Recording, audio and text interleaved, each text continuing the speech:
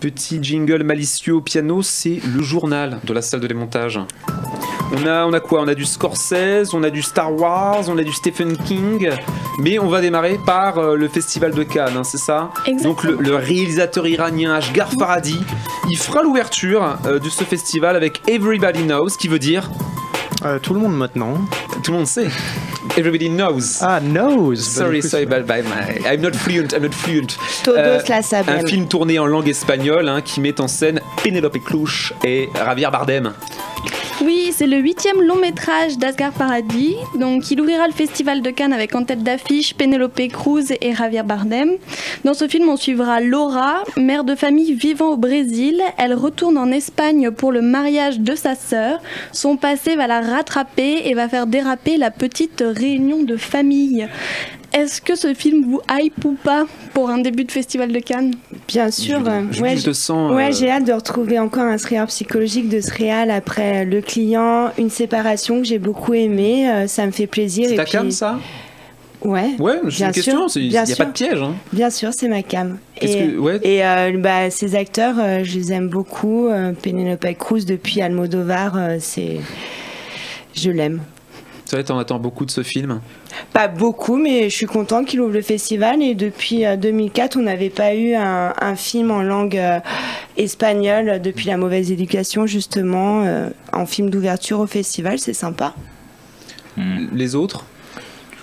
Un bon casting, après il faut voir le film. Avec un bon casting on peut faire des bouses, on en a vu plein, et inversement, donc sur le papier pourquoi pas.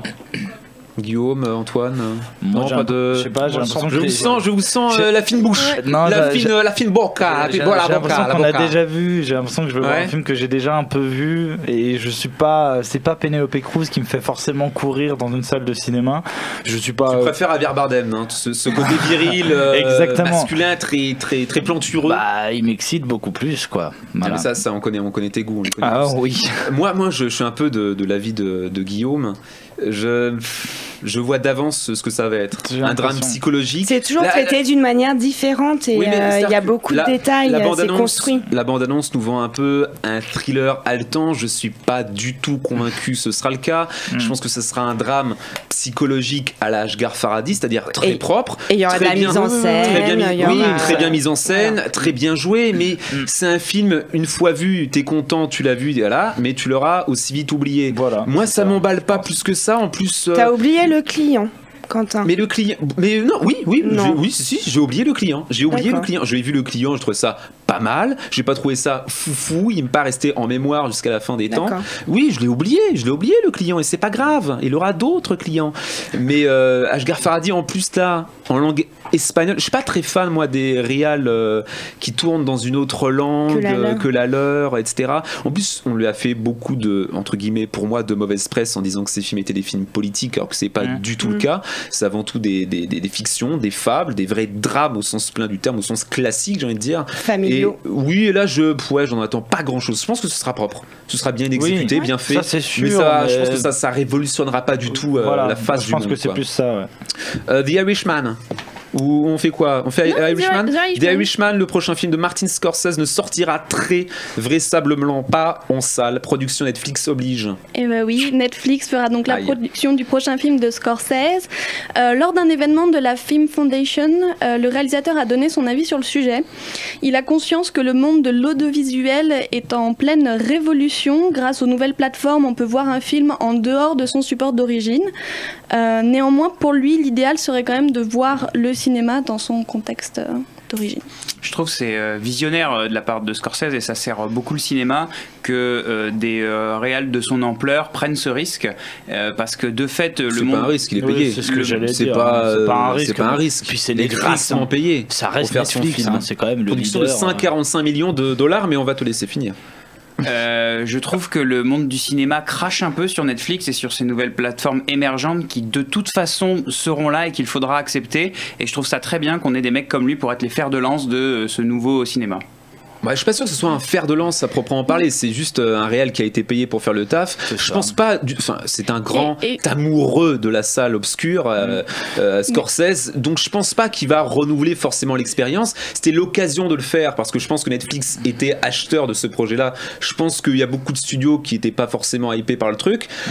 Moi, globalement, je me mets du point de vue non pas de Scorsese, ni des acteurs, ni du milieu, on va dire, germano-pratin. Moi, je mets de ma position à moi, celui d'un observateur, celui du spectateur. Et moi, ça m'emmerde que ce film-là ne sorte pas en salle parce que moi, j'ai pas Netflix et ça va me faire payer. Enfin, je vais pas payer, je vais pas le voir, je vais juste pas le voir ou je vais pirater le truc, mais je vais pas payer Netflix pour pouvoir voir le film. Donc ça m'emmerde parce que ça me rappelle de mauvais souvenirs. C'est un peu hors sujet, mais quand j'étais petit, je pouvais voir des matchs de Ligue des Champions sur TF1. C'est plus le cas parce que des nouveaux acteurs sont rentrés et la concurrence a peut-être des bons côtés, il s'en a évidemment, mais ça peut aussi se retourner sur les consommateurs, face aux consommateurs. Et au final, les films de Ligue des Champions, ils sont sur Canal+, ils sont sur beIN Sport et plus personne peut les voir à part ceux qui ont là le truc où tu payes ou sinon tu pirates.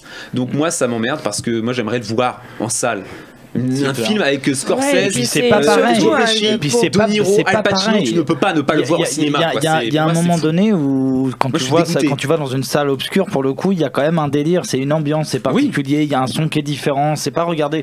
Moi, il y a des moments où tu as envie de regarder un film chez toi tranquille assis sur ton canapé et d'autres fois où tu as envie d'aller au cinéma et d'être immergé dans un film. C'est deux choses différentes. Après, est-ce que on dit que Scorsese est un visionnaire? Oui, mais est-ce que lui, il était vraiment au courant au début que ça allait pas du tout sortir en salle ou que pour lui, il pensait quand même que ça allait potentiellement faire les deux? C'est la question. À la base, tu fais un film, pourquoi et dans quel format? Est-ce que tu fais un film, pour le cinéma? Je pense qu'il était au courant. Je pense qu'il était au courant. Ou je pense qu'il n'y a pas eu un format télé, c'est complètement différent. Je ne pense pas que personne n'ait remis en question que aller voir un film au cinéma, c'est une expérience différente. Et même Scorsese le dira sans doute lui-même, et c'est dommage. En revanche, je pense que c'est un move politique de sa part qui n'a pas vocation à perdurer. Et c'est juste, je le vois comme une avancée ponctuelle. Il n'y a que Netflix qui pouvait payer, c'est tout. C'est l'économie du capitalisme, c'est pas révolutionnaire. C'est une question de pognon, c'est une question de gros sous.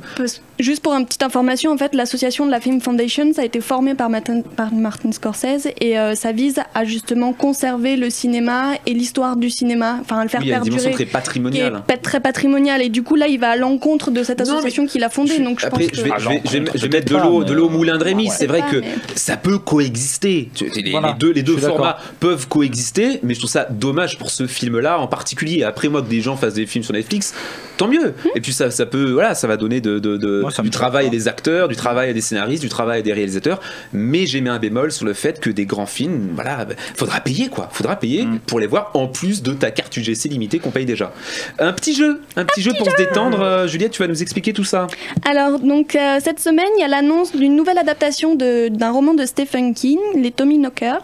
Et donc à l'occasion, je vous propose de trouver au moins 3 écrivains faisant partie du top 10 donc des écrivains ayant été adaptés au cinéma. D'accord. C'est le Far West, c'est le western où on se gère. Qui propose? Je sais pas. Shakespeare. Oui, évidemment. Shakespeare. Il est partout. Avec notamment Roméo et Juliette qui a été adapté 80 fois.